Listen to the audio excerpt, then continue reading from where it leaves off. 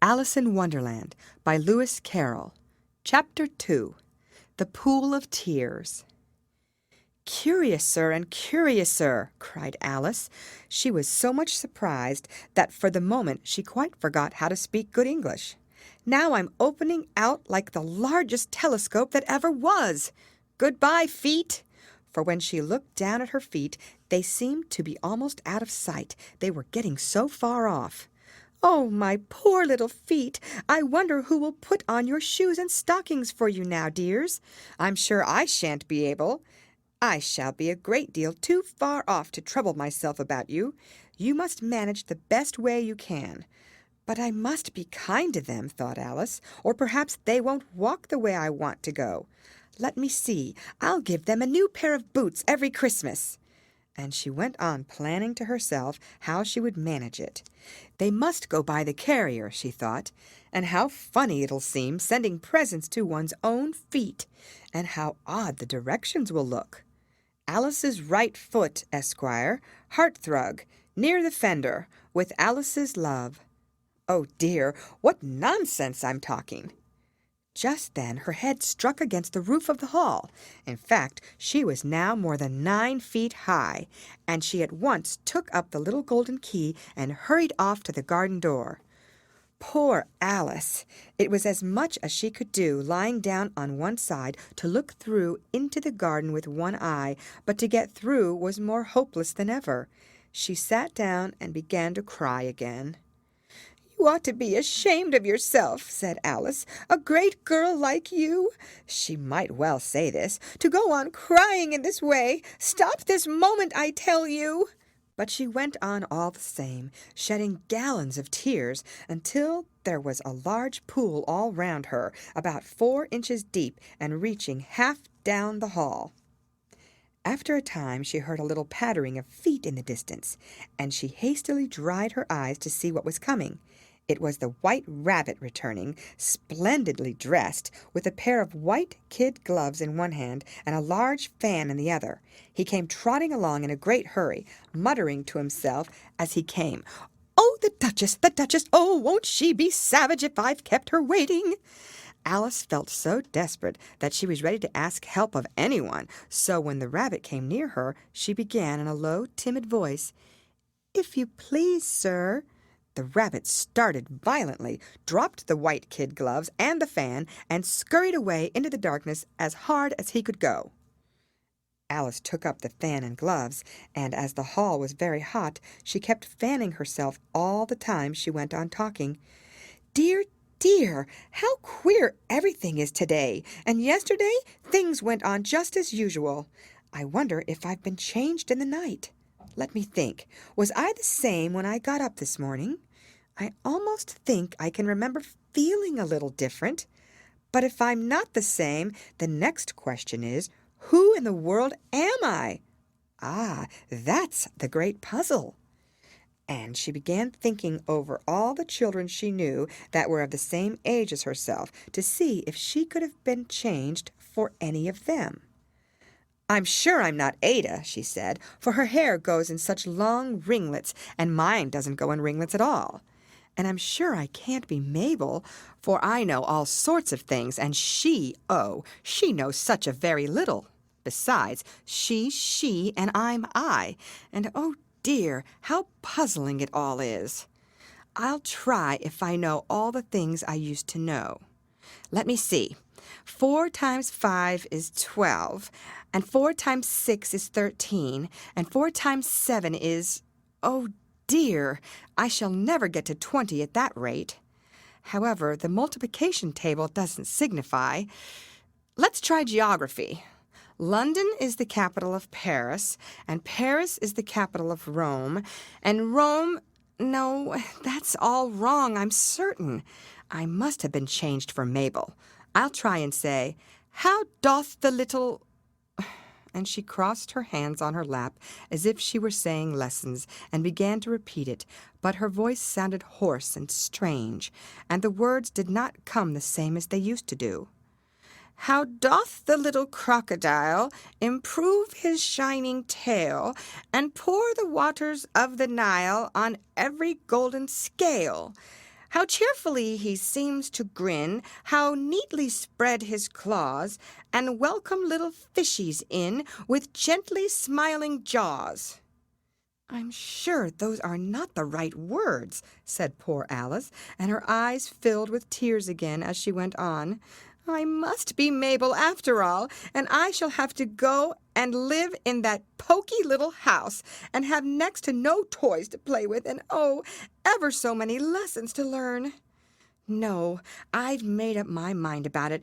If I'm Mabel, I'll stay down here.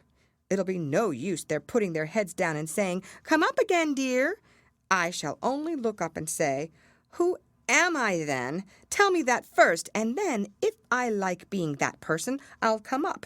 If not, I'll stay down here till I'm somebody else. But, oh, dear," cried Alice, with a sudden burst of tears, "I do wish they would put their heads down. I am so very tired of being all alone here." As she said this, she looked down at her hands, and was surprised to see that she had put on one of the rabbit's little white kid gloves while she was talking. "How can I have done that?" she thought. "I must be growing small again." She got up and went to the table to measure herself by it, and found that, as nearly as she could guess, she was now about 2 feet high, and was going on shrinking rapidly. She soon found out that the cause of this was the fan she was holding, and she dropped it hastily, just in time to avoid shrinking away altogether. "That was a narrow escape," said Alice, a good deal frightened at the sudden change, but very glad to find herself still in existence. "And now for the garden." And she ran with all speed back to the little door. But alas, the little door was shut again, and the little golden key was lying on the glass table as before. "And things are worse than ever," thought the poor child, "for I never was so small as this before, never. And I declare it's too bad, that it is." As she said these words, her foot slipped, and in another moment, splash! She was up to her chin in salt water. Her first idea was that she had somehow fallen into the sea, and in that case I can go back by railway, she said to herself. Alice had been to the seaside once in her life, and had come to the general conclusion that wherever you go to on the English coast, you find a number of bathing machines in the sea, some children digging the sand with wooden spades, then a row of lodging houses, and behind them a railway station. However, she soon made out that she was in a pool of tears, which she had wept when she was 9 feet high. "I wish I hadn't cried so much," said Alice, as she swam about, trying to find her way out. "I shall be punished for it now, I suppose, by being drowned in my own tears. That will be a queer thing, to be sure. However, everything is queer today." Just then she heard something splashing about in the pool a little way off, and she swam nearer to make out what it was. At first she thought it must be a walrus or hippopotamus, but then she remembered how small she was now, and she soon made out that it was only a mouse that had slipped in like herself. Would it be of any use now, thought Alice, to speak to this mouse? Everything is so out of the way down here that I should think very likely it can talk. At any rate, there's no harm in trying. So she began. "Oh, Mouse, do you know the way out of this pool? I'm very tired of swimming about here. Oh, Mouse!" Alice thought this must be the right way of speaking to a mouse. She had never done such a thing before, but she remembered having seen in her brother's Latin grammar a mouse, of a mouse, to a mouse, oh mouse. The mouse looked at her rather inquisitively, and seemed to her to wink with one of its little eyes, but it said nothing. "Perhaps it doesn't understand English," thought Alice. "I dare say it's a French mouse come over with William the Conqueror." For, with all her knowledge of history, Alice had no very clear notion how long ago anything had happened. So she began again. "Où est ma chatte?" which was the first sentence in her French lesson book. The mouse gave a sudden leap out of the water, and seemed to quiver all over with fright. "Oh, I beg your pardon," cried Alice hastily, afraid that she had hurt the poor animal's feelings. I quite forgot you didn't like cats." "Not like cats!" cried the mouse in a shrill, passionate voice. "Would you like cats if you were me?" "Well, perhaps not," said Alice in a soothing tone. "Don't be angry about it. And yet I wish I could show you our cat Dinah. I think you'd take a fancy to cats if you could only see her. She is such a dear, quiet thing." Alice went on, half to herself, as she swam lazily about in the pool. "And she sits purring so nicely by the fire, licking her paws and washing her face. And she is such a nice, soft thing to nurse. And she's such a capital one for catching mice. Oh, I beg your pardon," cried Alice again, for this time the mouse was bristling all over, and she felt certain it must be really offended. "We won't talk about her any more if you'd rather not." "We indeed!" cried the mouse, who was trembling down to the end of his tail. "As if I would talk on such a subject! Our family always hated cats, nasty, low, vulgar things. Don't let me hear the name again." "I won't indeed," said Alice, in a great hurry to change the subject of conversation. Are you fond of dogs?"